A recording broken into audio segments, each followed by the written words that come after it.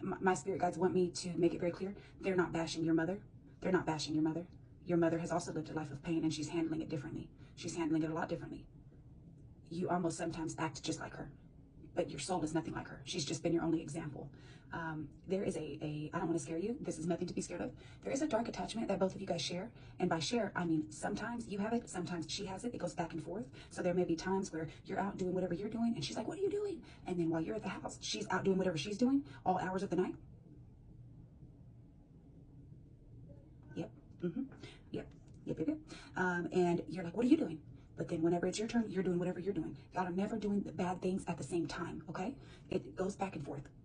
What it is there's two things. There's two things. And it may be the same sort of attachment that's playing its role both ways, or it could be two separate things. But there's for sure one that y'all share. The first one is, it is a sort of, okay, they're telling me that one is an attachment, the other one is just residual, sort of leftover from your mom being controlled by a man sometime in her life. Could have been her father, could have been somebody she was dating, it could have been something like that, and that your grandmother also had that. Okay, there's a trend in your generation, your lineage. There's a trend that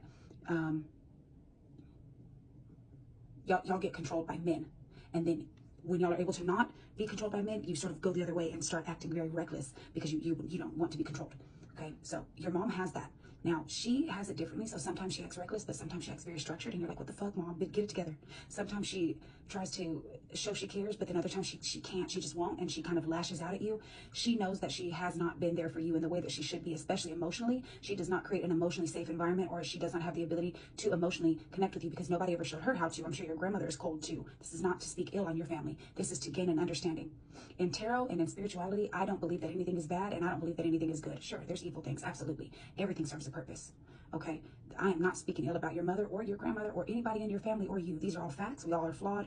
This is just what it is so that you can gain an understanding of what you're experiencing right now, because your intuition is so strong. Your Queen of Swords, you're able to see right through that shit. You see it. You may not understand what you're seeing. You see it. You also got Page of Swords. You are very observant. Even when you don't show that you're being observant, you can even be yapping, laughing, talking, joking, dancing, getting dressed, putting on your makeup, doing drugs, sleeping with men, and you're still knowing what the fuck is going on. You know what the fuck is going on. You're very fucking clear on what the fuck is going on.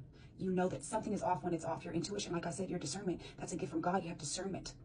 Okay? Don't doubt yourself. You'll only leave yourself in more confusing situations when you don't listen to yourself. Always listen to yourself, regardless of what it looks like up front. There's demons that smile, and there's kind people that are mean. Right? You know that because you're a kind person, and sometimes you're mean.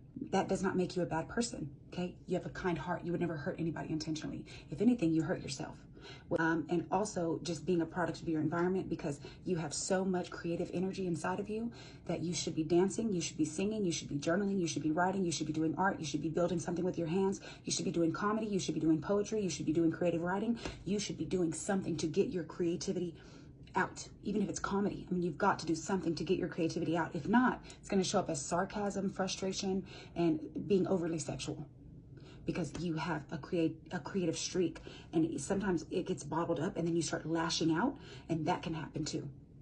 Okay, you don't really go toward the depressive side. If you feel yourself starting to get depressed, you will go have sex or go be around girls that are terrible and not good influences and don't care about you, and that kind of helps you get that away.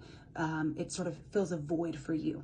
Okay, so I want to go back to this dark attachment. This dark attachment is very parasitic, like a parasite, like a leech.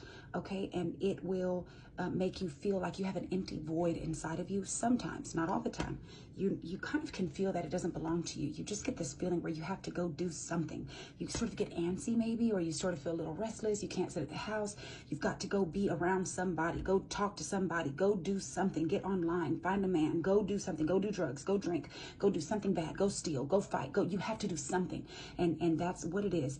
It leeches onto you, drains your energy, and then it kind of turns you into an energy vampire a little bit, and then you go drain others, sometimes through sex, sometimes through fighting, sometimes through hurting their feelings, sometimes through whatever. It's whatever. It's a way to drain energy. You're not a bad person, okay? This is an attachment that works through you, and it works through your mom too.